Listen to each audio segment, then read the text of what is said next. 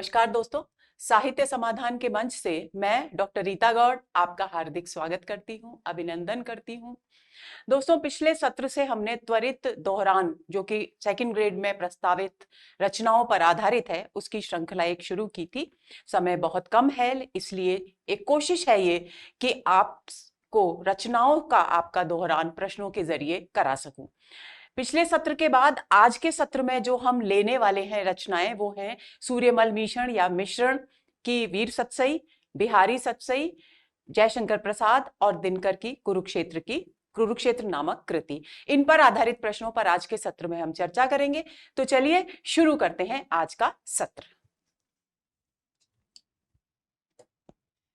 आज के सत्र का सबसे पहला प्रश्न निम्नलिखित में से वीर सतसई के विषय में असंगत कथन है। इससे आपको पूरी की पूरी जो विषय वस्तु है वीर सतसई की, जो वीर सतसई जो कि सूर्यमल मिश्रण की रचना है, उसके विषय में जानकारी मिलेगी। पहला विकल्प है वीर सतसई को राजस्थान में स्वाधीनता की उद्घोषणा करने वाला अपूर्व ग्रंथ माना जाता है। दूसरा है वीर सतसई की विषय वस्तु राजपूती शौर्य चित्रण से संबंधित है। तीसरा है वीर सतसई की रचना कवि ने बूंदी के राव राजा उम्मेद सिंह जी की प्रशस्ति में की थी। चौथा है वीर सतसई सन 1857 के विद्रोह के दौरान रचित कृति है। तो दोस्तों, वीर सतसई को राजस्थान में स्वाधीनता की उद्घोषणा करने वाला अपूर्व ग्रंथ माना जाता है। कथन बिल्कुल सही है। वीर सतसई की विषय वस्तु राजपूती शौर्य से संबंधित है, ये कथन भी बिल्कुल सही है। वीर सतसई की रचना कवि ने बूंदी के राव राजा उम्मेद सिंह जी के प्रशस्ति में की थी, ये कथन गलत है। ये वास्तव में इसकी रचना उम्मेद सिंह जी के प्रपौत्र पड़पोते राव राजा भौम सिंह जी की प्रशस्ति में की गई थी। और वीर सतसई सन 1857 के विद्रोह में के दौरान रचित कृति है, ये बिल्कुल सही है। और यही कारण है कि वीर सतसई को राजस्थान में स्वाधीनता की उद्घोषणा करने वाला अपूर्व ग्रंथ माना जाता है। यानी ए और डी एक दूसरे से जुड़े हुए कथन है, ये ध्यान रखना है। सी विकल्प इस प्रश्न का सही उत्तर है। आंसर होगा सी। अब देखते हैं कि उम्मेद सिंह जी और भौम सिंह जी जिनका मैंने नाम लिया उनका आखिर वास्तविक संबंध क्या था। इसको स्मरणीय बिंदुओं में मैंने शामिल किया है ताकि आपको पूरी जानकारी मिल सके। वीर सतसई की रचना सूर्यमल मिश्रण ने बूंदी के प्रसिद्ध राव राजा उम्मेद सिंह जी के दूसरे पुत्र बहादुर सिंह जी के पुत्र बलवंत सिंह जी, यानी बलवंत सिंह जी हो गए उम्मेद सिंह जी के पोते, और उनके भौम सिंह नामक तीसरे पुत्र यानी प्रपौत्र यानी उम्मेद सिंह जी के पड़पोते की प्रशस्ति में की थी, यानी भौम सिंह जी की प्रशस्ति में की थी, जो कि बलवंत सिंह जी के पोते थे, बलवंत सिंह जी के बेटे थे। आगे चलते हैं। निम्नलिखित में से कौन सा वीर सतसई में वर्णित विषय नहीं है, यानी वीर सतसई में किन किन विषयों की चर्चा की गई है, इस पर आधारित प्रश्न है ये। ए समसामयिक स्थिति, बी वीर जीवन के मूल्य, सी अंग्रेजों की शोषणवादी नीति, डी वीरता के विभिन्न रूप। तो दोस्तों, सी विकल्प इस प्रश्न का सही उत्तर है, क्योंकि अंग्रेजों के शोषण, अंग्रेजों के शासन के संकेत तो है यहां, लेकिन विस्तार से वर्णन यहां पर शोषणवादी नीतियों का नहीं किया गया है। विस्तार से वर्णित विषय कौन से हैं? समसामयिक स्थिति। समसामयिक स्थिति में ही थोड़ा बहुत अंग्रेजों का जिक्र आता है। तो समसामयिक स्थिति यानी उस समय का राजनीतिक परिवेश कैसा था, उस समय क्या समाज कैसा था, उसका चित्रण है। वीर जीवन के कौन कौन से मूल्य होने चाहिए, उसका विस्तार से चित्रण किया गया है। और वीरता के विभिन्न रूप कौन कौन से हैं, उसका विस्तृत वर्णन किया गया है। तो इस प्रश्न का सही उत्तर हुआ सी। अगला प्रश्न, वीर सतसई में कवि ने वीर का कौन सा लक्षण नहीं बताया है पे ध्यान देंगे। ए उत्साह और पुरुषार्थ, बी निर्भीकता कुल धर्म का निर्वाह, सी कुल क्रमागत मूल्यों के लिए संघर्ष, और डी राज्य विस्तार की आकांक्षा। तो दोस्तों, राज्य विस्तार की आकांक्षा को सूर्यमल मिश्रण ने वीरों का लक्षण नहीं माना है। उनका लक्षण है, उनके द्वारा बताए गए वीर के लक्षण है उत्साह होना चाहिए, पुरुषार्थ होना चाहिए, निर्भीक होना चाहिए एक वीर को, उसे अपने कुल के धर्म का यानी कुल का जो दायित्व है उसका निर्वाह करने वाला होना चाहिए, और परंपरा से उसके कुल में जो जीवन मूल्य अपनाए जाते रहे हैं उनके लिए उसे मर मिटने के लिए तैयार हमेशा रहना चाहिए। तो इस प्रश्न का सही उत्तर हुआ डी। आंसर हुआ डी। अगले प्रश्न पर आते हैं। कवि सूर्यमल मिश्रण की दृष्टि में चारणों का पराक्रम राजपूत राजाओं से भी बढ़कर है, क्योंकि चारण वीरों का उत्साहवर्धन करते हैं, बी चारण युद्ध भी करते हैं, सी चारण कलम के साथ साथ तलवार के भी धनी है, और डी राजपूत कुछ ही शत्रुओं का संहार करते हैं, जबकि चारण युद्ध से भागते हुए कितने ही कायरों को अपनी वचन रूपी चाबुक से काटकर गिरा देते हैं। तो सबसे सही जो उत्तर है, सटीक उत्तर है, वो है डी, क्योंकि सूर्यमल मिश्रण ने यह जिक्र किया है कि राजपूत तो क्योंकि शस्त्र से युद्ध करते हैं तो वे शस्त्र से शत्रुओं का संहार करते हैं, और चारण युद्ध के दौरान जो भाग रहे हैं पीठ दिखाकर, उन्हें इतना उत्तेजित कर देते हैं, उनके वीरत्व के भाव को इतना जगा देते हैं अपने काव्य के माध्यम से, अपनी वाणी के माध्यम से, कि वे स्वयं ही हताश और निराश हो जाते हैं, यानी पराजित हो जाते हैं। तो इस प्रश्न का सही उत्तर हुआ डी, आंसर हुआ डी। अगला प्रश्न, काड़ो पीड़ो दीह पंक्ति का व्यंजित अर्थ है आंखों के आगे अंधेरा छाना, क्रोध करना, ललकारना या विश्वासघात करना। तो दोस्तों, कालो पीलो दीह का पंक्ति का अर्थ है आंखों के आगे अंधियारा छाना। तो इस प्रश्न का सही उत्तर हुआ ए। अब ये किस पद्यांश पर, किस छंद पर आधारित है उसे देख लेते हैं एक बार। देखिए, सबसे पहली बात यह है कि इस पंक्ति से संबंधित छंद में कवि वीर के प्रतीकों का वर्णन कर रहे हैं। हमने विषय वस्तु के प्रश्न में इसकी चर्चा की थी कि वीरों के प्रतीक का वर्णन यहां पर वीर सतसई में किया गया है। तो कवि वीर के प्रतीक के रूप में किसका वर्णन कर रहे हैं? सिंह का वर्णन कर रहे हैं। वो बता रहे हैं कि जैसे ही सिंह वन में आता है तो जितने भी जानवर हैं वो उसके पैरों की ध्वनि से ही भाग जाते हैं। उसी तरह से जब कोई वीर पुरुष जो सिंह के समान वीर है, बलशाली है, वो मैदान में युद्ध भूमि में आता है तो उसे आया जानकर क्या होता है? पग पाछा शत्रुओं के पैर पीछे की ओर लौटने लगते हैं, छाती उसकी धड़कने लगती है भय के कारण, काड़ो पीलो दीह और उसकी आंखों के सामने भय के कारण अंधेरा आने लगता है, नैण मिछे उसके नेत्र बंद होने लगते हैं घबराहट से, सामो सुड़े। कब होता है ये? जब वो सुनता है कि उसके सामने सिंह यानी वीर पुरुष आ गया है। ऐसी स्थिति में भला कवि कहते हैं कि किसमें हिम्मत है कमण हकाले सिंह, जो भला सिंह को यानी वीर पुरुष को ललकारे, उसे चुनौती दे। तो इन पंक्तियों पर आधारित है, इसे आपको ध्यान में रखना है। अगला प्रश्न, नाहर जिणरो नाम पंक्ति में कवि ने किसे नाहर कहा है? जिनका नाम सुनकर ही शत्रु कांप उठते हैं, जिनके निकट होने के एहसास से ही हृदय धड़कने लगते हैं, जो हथेली की थाप से ही हाथियों का हनन कर देते हैं, जो युद्ध में मर मिटने को तत्पर रहते हैं। तो दोस्तों, प्रश्न का सही उत्तर है सी, क्योंकि कवि ने लिखा है कि नाहर यानी सिंह, नाहर का अर्थ होता है सिंह, यानी सिंह किसका प्रतीक माना है कवि ने? वीर पुरुष का। तो वीर पुरुष उन्हें कहा जाता है जो हथेली की थाप से, यानी जिसे शस्त्रों की भी जरूरत नहीं है बलशाली शत्रुओं का दमन करने के लिए, बल्कि वो अपनी हथेली की थाप से ही हाथियों के समान भयंकर शत्रुओं का हनन कर देते हैं, नाश कर देते हैं। तो इस प्रश्न का सही उत्तर हुआ सी। अब किन पंक्तियों पर आधारित है उन्हें भी एक बार देख लेते हैं। प्रस्तुत प्रश्न निम्न छंद पर आधारित है। हेलो घर घर को हुए पूछा छक पैगाम, हाथी हाथल आहड़े नाहर जिणरो नाम। यहां पर कह रहे हैं कि हे सखी, घर घर में तो सभी ताकतवर होते हैं, सभी शक्तिशाली होते हैं, लेकिन वास्तव में किसके पहुंचे में यानी किसकी कलाई में, पूछा यानी किसकी कलाई में, छक कितना बल है, कितनी शक्ति है, इसका संदेश कहां मिलता है? युद्ध भूमि में ही मिलता है। पूंछा यानी कलाई। और वास्तव में शेर पुरुष तो वे हैं जो अपनी हथेली, हाथल यानी हथेली की चोट से आहड़े दमन करते हैं। किसका? हाथियों का। हाथी किसका प्रतीक है? बलशाली शत्रुओं का।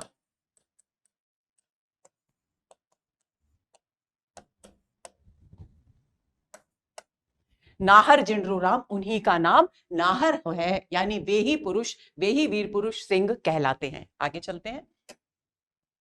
निम्नलिखित में से कौन सी बिहारी सतसई की विशेषता नहीं है? ए कल्पना की समाहार शक्ति, बी भाषा की समास शक्ति, सी श्रृंगार भक्ति और नीति की त्रिवेणी, डी ओजगुण एवं वीर रस की प्रधानता। जाहिर सी बात है डी विकल्प इस प्रश्न का सही उत्तर है, क्योंकि बिहारी सतसई में ओजगुण और वीर रस की प्रधानता नहीं है, बल्कि श्रृंगार रस की प्रधानता है और साथ में भक्ति और नीति की भी त्रिवेणी, दो धाराएं प्रवाहित हैं। इसीलिए कहा गया है कि बिहारी सतसई में श्रृंगार भक्ति और नीति की त्रिवेणी प्रवाहित है। ये तीनों कथन बिल्कुल सही हैं। तो इस प्रश्न का सही उत्तर हुआ डी, आंसर हुआ डी। अगला प्रश्न, द्रग उरछत टूटत कुटुम जुरत चतुर चित प्रीति परति गांठ दुर्जन हिये दई नई यह रीति। उपर्युक्त दोहे के संबंध में सही कथन है। सही कथन हमें छांटने हैं। इनमें कार्य कारण संबंध का स्वाभाविक चित्रण हुआ है, इसमें प्रेमी प्रेमिका के प्रेम का स्वाभाविक चित्रण हुआ है, इसमें असंगति अलंकार है, इसमें विभावना अलंकार है।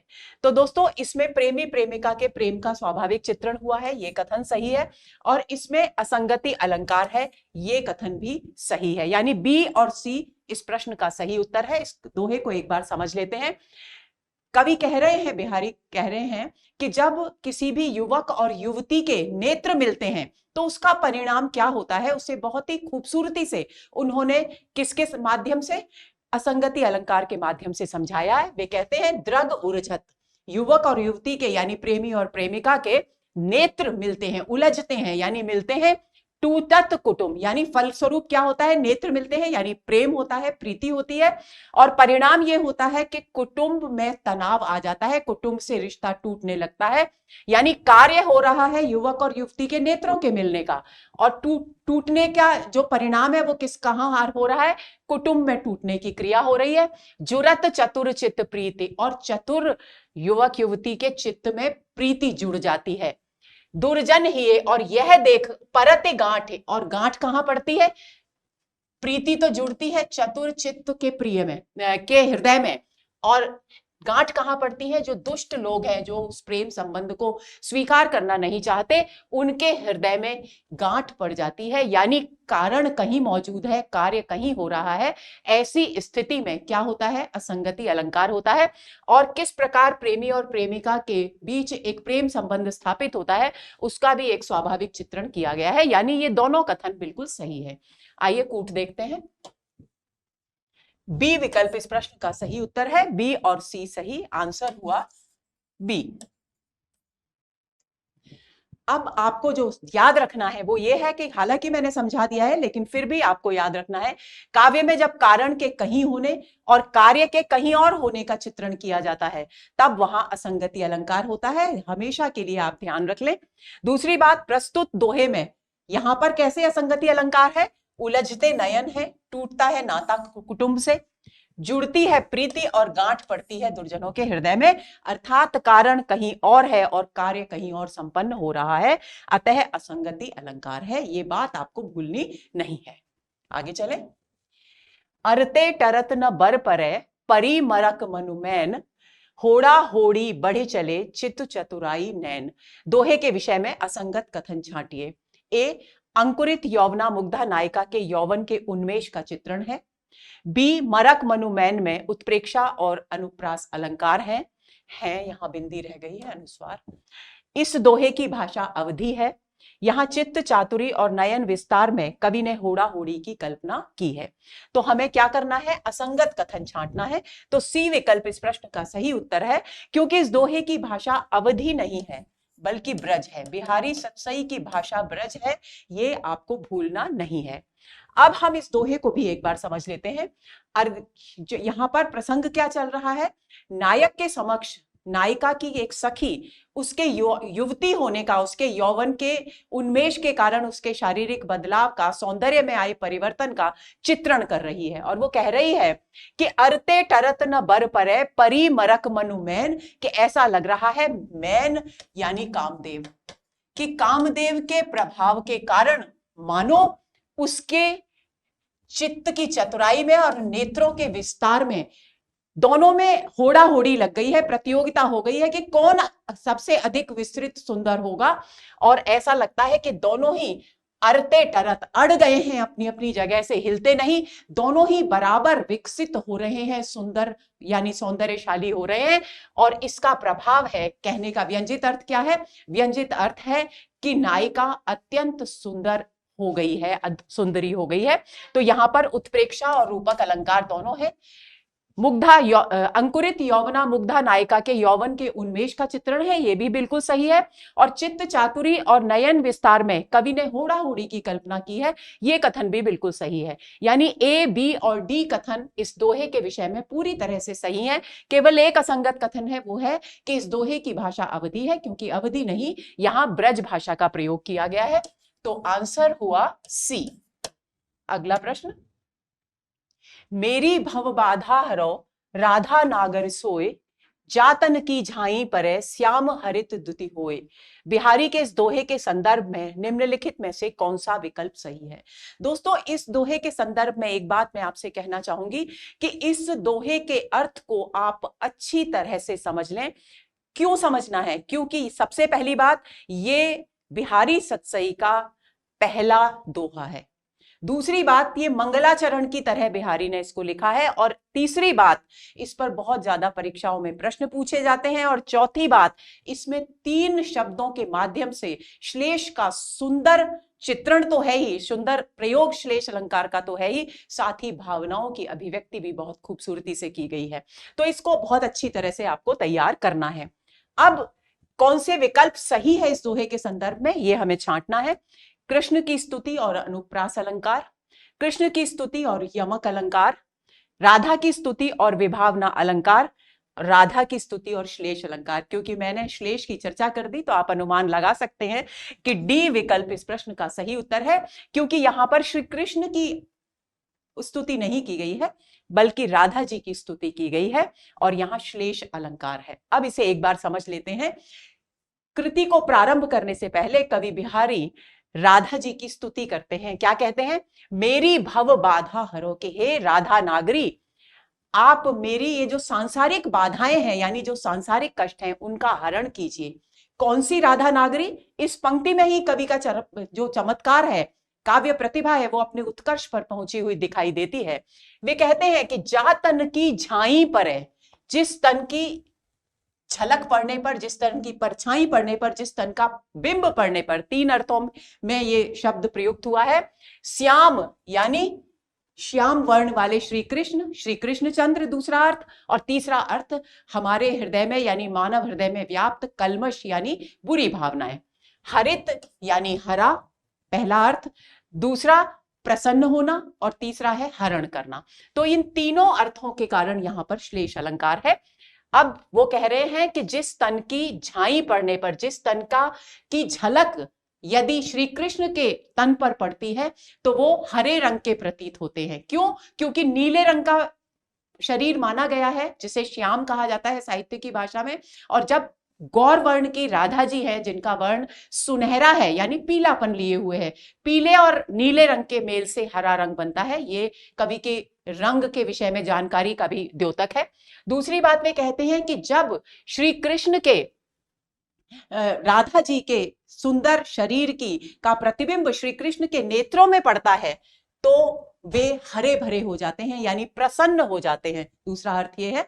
तीसरा अर्थ यह है कि जब को किसी व्यक्ति के ध्यान में राधा जी की छवि पड़ती है, उनकी झलक पड़ती है, तो उसके हृदय का जो कल्मश है, उसकी जो कलुषता है, वो उसका हरण हो जाता है, उसकी चमक प्रभावहीन हो जाती है, यानी कल्मश दूर हो जाते हैं। तो इस तरह से यहां राधा जी की स्तुति की गई है और श्लेष अलंकार है। स्मरणीय बिंदु, यहां झाई, श्याम और हरिद्युति शब्दों के 3-3 अर्थ हैं, इसलिए श्लेष है। झाई का अर्थ है, पहला अर्थ परछाई, दूसरा झलक और तीसरा ध्यान। श्याम, श्याम वर्ण वाले श्री कृष्ण, श्री कृष्णचंद्र और कल्मश। हरित द्युति, हरे रंग वाला, प्रसन्न मुख और तेजहीन यानी प्रभावीन, इसलिए यहां पर श्लेष अलंकार है। आगे चलें। कीने हु कोरिक जतन, अब कही काढ़े कौन, मोमन मोहन रूप मिले पानी में को लौन। दोहे में किसे पानी में को लौन बताया गया है?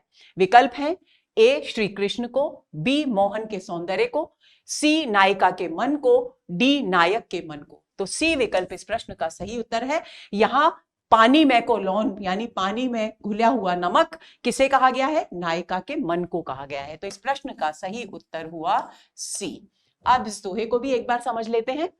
यहां पर प्रसंग ये चल रहा है कि जो नायिका है, जो युवती, नायिका जो युवती है, वो कृष्ण के प्रति आकर्षित हो गई है और उनके प्रेम में आकंठ निमग्न है।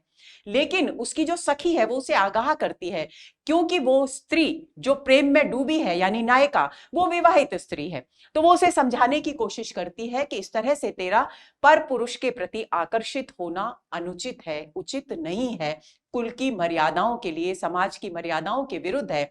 तब वो युवती जो नायिका है, विवाहिता है और मोहन के रूप में आकंठ निमग्न है, वो क्या कहती है?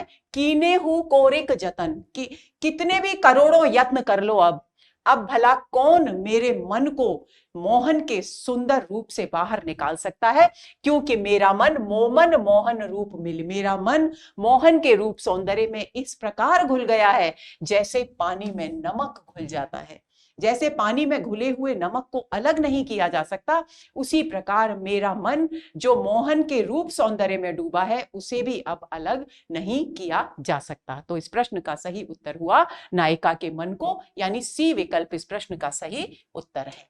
आगे, जुवति जौन में मिल गई, नैक न होत लखाई, दोहे में किस नायिका का वर्णन किया गया है? इस तरह के प्रश्न भी परीक्षाओं में पूछे जाते हैं। ए पूर्वानुरागिनी नायिका, बी शुक्लाभिसारिका नायिका, सी प्रोषित पतिका नायिका और डी मुग्धा नायिका। तो दोस्तों यहां पर बी विकल्प इस प्रश्न का सही उत्तर है। यहां पर शुक्लाभिसारिका नायिका का चित्रण किया गया है कि पूर्णिमा की चांदनी है, बिखरी हुई है चारों ओर, और श्वेत वस्त्र पहन करके नायिका अपने प्रिय से मिलने, रात्रि के समय अपने प्रिय से मिलने जाती है। तो उसके श्वेत वस्त्र, उसका गौरवर्ण और चांदनी इस प्रकार एकाकार हो गई हैं कि नायिका कहीं दिखाई ही नहीं देती। उसी का चित्रण यहां पर कवि ने किया है। अब प्रसंगवश ये भी जान लेते हैं कि पूर्वानुरागिनी नायिका कौन होती है। जो नायक से मिलने से पहले ही उससे प्रेम करने लगती है, वो पूर्वानुरागिनी नायिका होती है। प्रोषित पतिका नायिका वो नायिका होती है जिसका पति किसी कार्यवश, किसी काम के सिलसिले में विदेश चला जाता है और वो विरह पीड़ित रहती है। मुग्धा नायिका वो होती है जो अभी नई नई युवती हुई है और बहुत ही लज्जाशीला है। तो इनके विषय में भी आपको जानकारी होनी चाहिए। और शुक्लाभिसारिका नायिका वो होती है जो शुक्ल पक्ष अर्थात चांदनी रात में पूरा श्रृंगार कर अपने प्रियतम से मिलने जाती है और खासतौर से श्वेत वस्त्र पहनती है ताकि चांदनी में और वो एकाकार हो जाए। श्वेत वस्त्र धारण करती है। आगे चलें। कामायनी के विषय में इनमें से कौन सा कथन सही नहीं है? इसकी कथा 15 सर्गों में विभक्त है। सर्गों का नामकरण मनोविकारों के नाम पर हुआ है। सी, इसमें हृदय पक्ष पर बुद्धि पक्ष को वरीयता दी गई है। कामायनी के अंतिम 4 सर्गों पर शैवागम का प्रभाव है। तो दोस्तों सी विकल्प इस प्रश्न का सही उत्तर है, क्योंकि कामायनी के विषय में यह कथन सही नहीं है। इसमें हृदय पक्ष पर बुद्धि पक्ष को वरीयता नहीं दी गई है और ना ही हृदय पक्ष को बुद्धि पक्ष पर वरीयता दी गई है, बल्कि प्रसाद जी ने यहां पर हृदय और बुद्धि के सामंजस्य की बात की है। क्योंकि इस संसार में जितनी भी पीड़ाएं हैं उनका कारण वो और हृदय और बुद्धि में, यानी भावना और बुद्धि में असंतुलन को ही बताते हैं। वे कामायनी में वे लिखते हैं, मस्तिष्क हृदय के हो विरुद्ध, दोनों में हो सद्भाव नहीं। मस्तिष्क यानी बुद्धि, हृदय यानी भाव।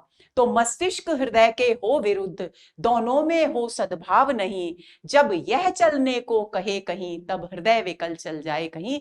यानी जब मस्तिष्क कहीं और चलने को कहता है और हृदय कहीं और चलना चाहता है, तो यानी दोनों के बीच असामंजस्य, असंतुलन की स्थिति होती है, तभी ये सारी की सारी पीड़ाएं संसार में उत्पन्न होती हैं। तो यहां पर हृदय और बुद्धि में सामंजस्य की, तालमेल की बात कही गई है। यहां किसी को भी एक दूसरे के ऊपर वरीयता यानी श्रेष्ठता नहीं दी गई है। शेष तीनों कथन यहां सही हैं। तो आंसर हुआ सी। हृदय की अनुकृति बाह्य उदार, एक लंबी काया उन्मुक्त, मधुपवन क्रीड़ित ज्यों शिशुसाल, सुशोभित हो सौरभ संयुक्त। पंक्तियों के संदर्भ में असंगत कथन है। हृदय की उदारता का वर्णन, देह यष्टि का वर्णन, देह यष्टि यानी सुंदर शरीर, सुंदर आकृति का वर्णन, मादकता का वर्णन और मनु का सौंदर्य वर्णन। तो डी विकल्प असंगत है, क्योंकि यहां मनु के सौंदर्य का वर्णन नहीं किया गया है, बल्कि श्रद्धा के सौंदर्य का वर्णन किया गया है। तो इस प्रश्न का सही उत्तर हुआ डी।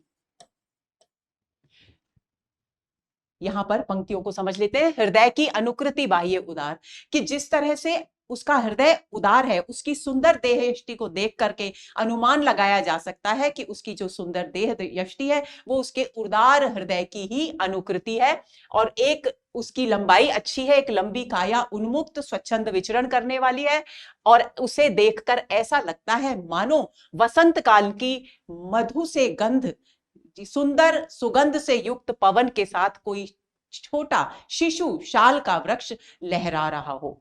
तो ये इसका अर्थ है, सुशोभित हो सौरभ संयुक्त, जो कि पवन की गंध के साथ मिला हुआ है, उसमें पवन की गंध भी शामिल है। तो इस प्रकार यहां श्रद्धा के सौंदर्य का वर्णन किया गया है। आगे चलें। शैल निर्झर न बनाहत भाग्य, गल नहीं सका जो कि हिमखंड, दौड़कर मिला न जल निधि अंक, आह वैसा ही हूं पाखंड। इन पंक्तियों में मनु के किन भावों की अभिव्यक्ति की गई है? कूट पर आधारित प्रश्न है।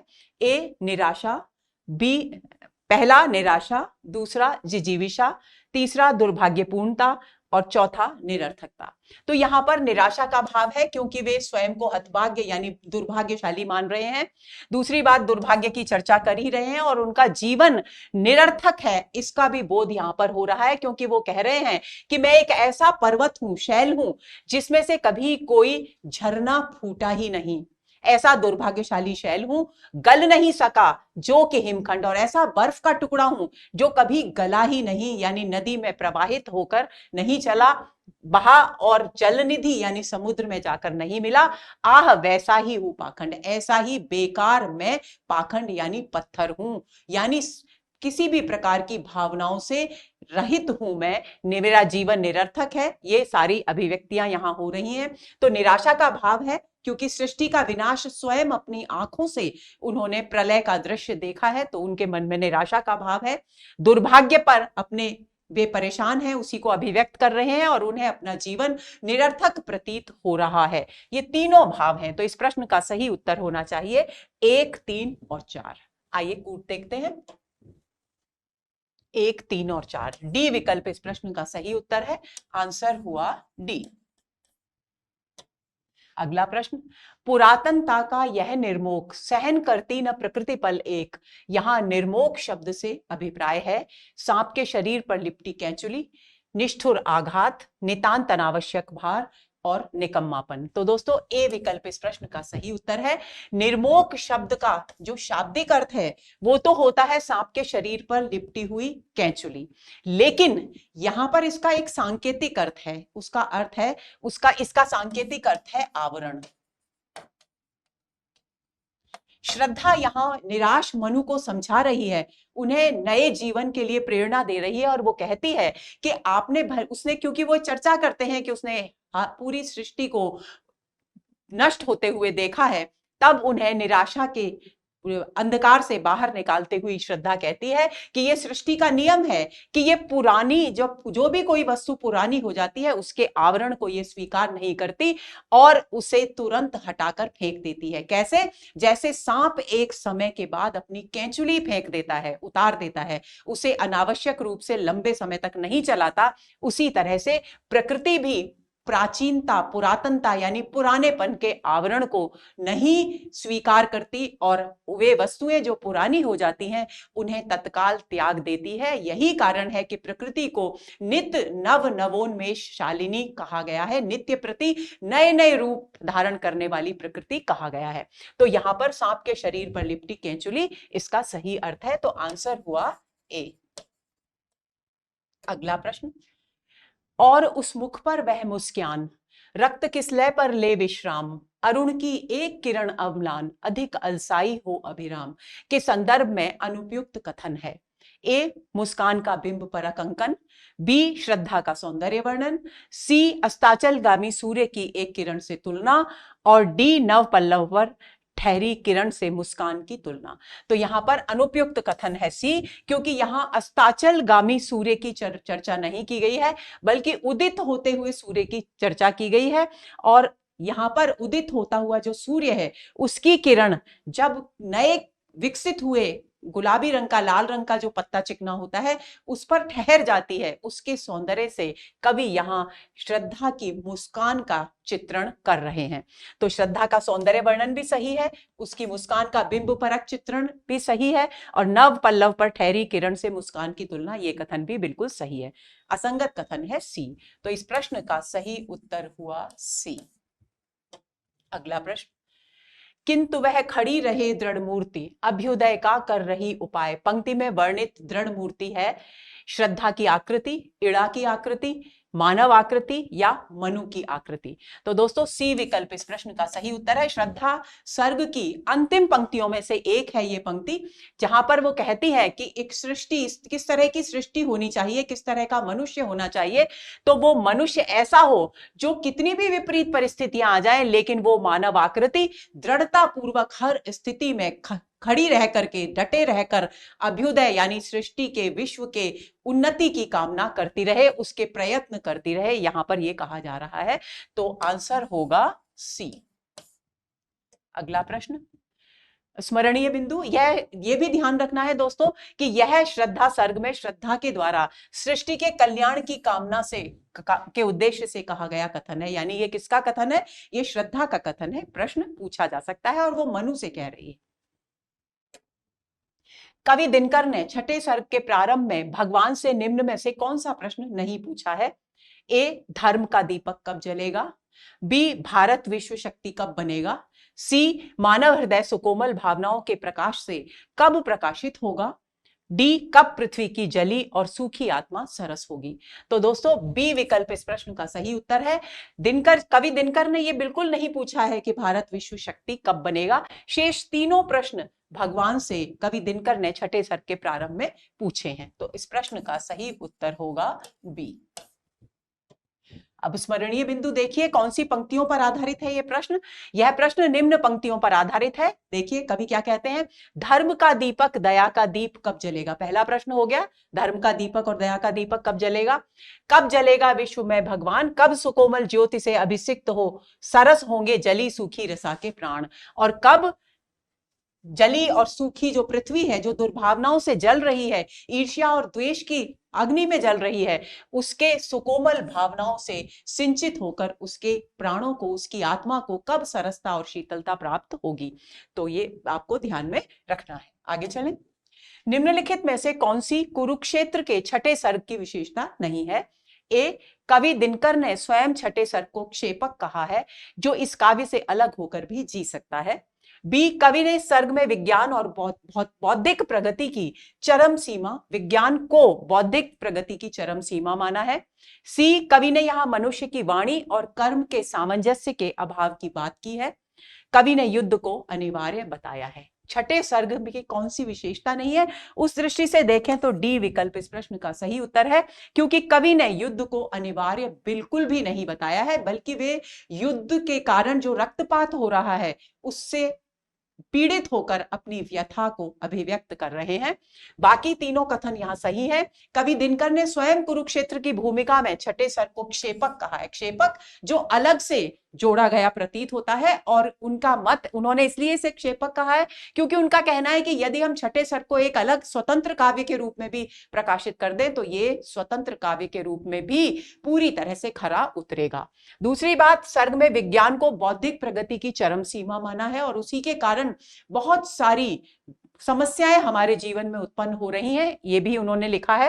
कवि ने यहां मनुष्य की वाणी और कर्म के सामंजस्य के अभाव की बात की है, यानी मनुष्य कहता कुछ है और करता कुछ है, उसकी वचन में यानी उसके कहने में, कथनी में और करनी में तालमेल नहीं है, सामंजस्य नहीं है, और यही कारण है कि जीवन बहुत सारी समस्याओं से घिरा हुआ है। तो ये तीनों बातें छठे सर्ग की विशेषताओं में शामिल है, केवल युद्ध को यहां अनिवार्य नहीं बताया गया है। इसलिए इस प्रश्न का सही उत्तर हुआ डी।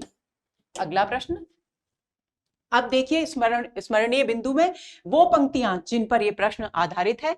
पुष्टि के लिए निम्न पंक्तियां देखी जा सकती हैं। कवि लिखते हैं, युद्ध की ज्वर भीति से हो मुक्त, यानी कैसे विश्व की कल्पना कर रहे हैं, जो युद्ध के भय से मुक्त हो, यानी जहां पर युद्ध ना हो। जबकि होगी सत्य ही वसुधा सुधा से युक्त, श्रेय होगा सुष्ठु विकसित मनुज का वह काल, जब नहीं होगी धरा नर के रुधिर से लाल, यानी वह वास्तव में मनुष्य के लिए कल्याणकारी समय होगा जबकि ये पृथ्वी मनुष्य के रक्त से लाल नहीं होगी, अर्थात युद्ध नहीं होंगे। श्रेय होगा धर्म का आलोक वह निर्बंध, मनुज जोड़ेगा मनुज से जब उचित संबंध, और तब धर्म का वो प्रकाश बिना किसी रुकावट के पूरी सृष्टि में फैल जाएगा। कब? जब मनुष्य का मनुष्य से भावनात्मक संबंध होगा, उचित संबंध होगा, जैसा कि होना चाहिए। आगे चले। जा रहा मानव चला अब भी पुरानी राह, पंक्ति में कवि ने किस पुरानी राह की ओर संकेत किया है? ए, परंपराओं का अनुसरण, बी, शास्त्रों में विश्वास, सी, विज्ञान की उपेक्षा, डी, ईर्ष्या द्वेष और हिंसा की राह। तो डी विकल्प इस प्रश्न का सही उत्तर है। यहां कवि ने किस पुरानी राह की, यानी पहले से ही जिस तरह से मनुष्य ईर्ष्या द्वेष और हिंसा से प्रेरित होकर युद्ध में झोंकता रहा है समाज को, उसी राह पर ये अब भी चला जा रहा है। तो इस प्रश्न का सही उत्तर हुआ डी। अगला प्रश्न, कुरुक्षेत्र के छठे सर्ग में कवि ने किस प्रकार के विश्व की कल्पना की है? पहला, युद्ध की ज्वर भीति से मुक्त, दूसरा, सद्भावनाओं के अमृत से युक्त, तीसरा, धर्म के प्रकाश से प्रकाशित, और चौथा, शास्त्रीय ज्ञान से युक्त। यानी पहला, दूसरा और तीसरा तीनों सही हैं, केवल शास्त्रीय ज्ञान से युक्त विश्व की कल्पना कवि ने नहीं की है, यह गलत है। तो इस प्रश्न का कूट के अनुसार सही उत्तर होगा पहला, दूसरा, तीसरा। पहला, दूसरा, तीसरा सही। ए इस प्रश्न का सही उत्तर है, आंसर हुआ ए। अगला प्रश्न, हाँ, स्मरणीय बिंदु में ये पंक्तियां फिर से देख लीजिए, ये हम पहले भी चर्चा कर चुके हैं। युद्ध की ज्वर भीति से हो मुक्त, जबकि होगी सत्य ही वसुधा सुधा से युक्त, श्रेय होगा सुष्ठु विकसित मनुज का वह काल, जब नहीं होगी धरा नर के रुधिर से लाल, श्रेय होगा धर्म का आलोक वह निर्बंध, मनुज जोड़ेगा मनुज से जब उचित संबंध, साम्य की वह रश्मि स्निग्ध उदार, कब खिलेगी विश्व में भगवान। आगे चलें। कुरुक्षेत्र के छठे सर्ग में मनुष्यता का घोरतम अपमान किसे कहा गया है? ए, संहार से भी मनुष्य को, बी, पद दलित भूमि को, सी, स्वार्थ द्वेष द्रोह आदि भावनाओं को, या डी, विज्ञान के द्रुत विकास को। तो ए विकल्प इस प्रश्न का सही उत्तर है। यहां पर संहार सेवी यानी संहार में विश्वास रखने वाला जो मनुष्य है उसे मनुष्यता का घोरतम अपमान कहा गया है, यानी मनुष्यता के नाम पर धब्बा माना गया है, कलंक माना गया है। तो इस प्रश्न का सही उत्तर हुआ ए। अब इन पंक्तियों को देखते हैं। कवि ने लिखा है, यह मनुज जो ज्ञान का आगार यानी ज्ञान का भंडार है, ये मनुष्य, यह मनुज जो सृष्टि का श्रृंगार और ये सृष्टि को सुंदर बनाता है, नाम सुन भूलो नहीं, कि इसके नाम को सुनकर किसी भूल में मत रहो, सोचो विचारो कृत्य, क्योंकि इसके काम पर ध्यान दो, सोचो कि किस प्रकार के काम कर रहा है।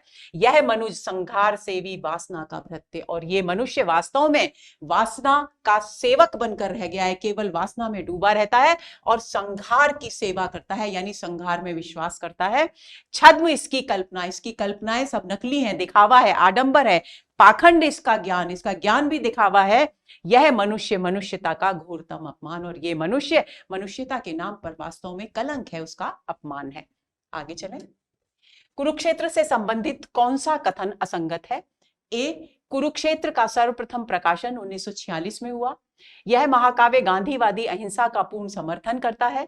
इसका मूल कथानक महाभारत के शांति पर्व से लिया गया है। इसमें युद्ध और शांति को लेकर गंभीर और विशद चिंतन प्रस्तुत किया गया है। तो बी विकल्प इस प्रश्न का सही उत्तर है, क्योंकि यहां पर कवि ने ऐसे विश्व की कल्पना तो की है दोस्तों, जहां पर पृथ्वी मनुष्य के रक्त से लाल न हो, यानी युद्ध न हो, लेकिन जब ऐसी स्थिति बन जाए कि आत्मरक्षा हो का उपाय करना पड़े, तब उन्होंने युद्ध को भी स्वीकार किया है। तो इसलिए यहां गांधीवादी अहिंसा का पूर्ण समर्थन नहीं किया गया। कवि दिनकर ने कहीं ये नहीं कहा कि यदि एक व्यक्ति तुम पर प्रहार करे तो दूसरा प्रहार खाने के लिए भी तुम तत्पर हो जाओ। तो इस प्रश्न का सही उत्तर है बी। शेष सारे कथन जो हैं वे कुरुक्षेत्र के विषय में सही हैं। आगे चलें।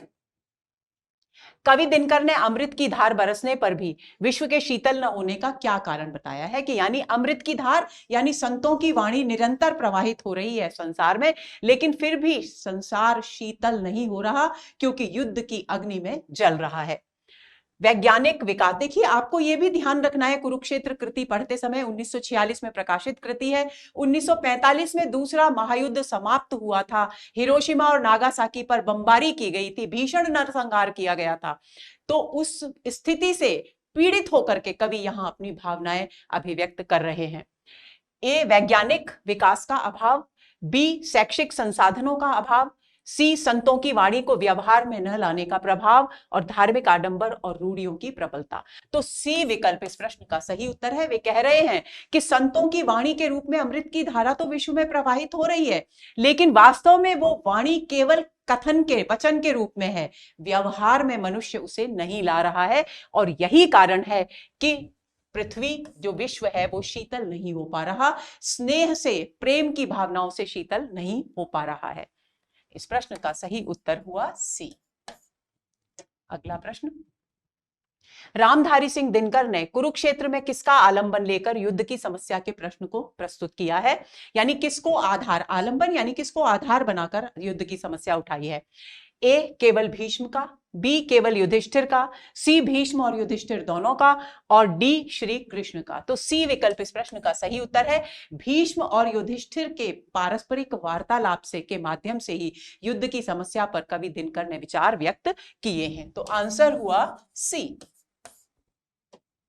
अगला प्रश्न, कुरुक्षेत्र के छठे सर्ग में कवि ने लघु हस्तामलक किसे कहा है। लघु हस्तामलक का क्या मतलब होता है, एक छोटा सा आंवला जैसे हाथ में आ जाए तो उस पर पूरा हमारा नियंत्रण हो जाता है, उसी तरह से उन्होंने लघु हस्तामलक शब्द का प्रयोग किया है। अब किसके लिए, आकाश को, भूमंडल को, नक्षत्रों को या मनुष्य को। तो बी विकल्प इस प्रश्न का सही उत्तर है। इस पृथ्वी को लघु हस्तामलक कहा है क्योंकि मनुष्य इसे हाथ में आई हुई, इसके विषय में सारी जानकारी प्राप्त कर चुका है विज्ञान के जरिए, और अब वो हाथ में आए हुए आंवले की तरह हो गई है, यानी इसका मनमाना प्रयोग वो कर रहा है। तो इस प्रश्न का सही उत्तर हुआ बी।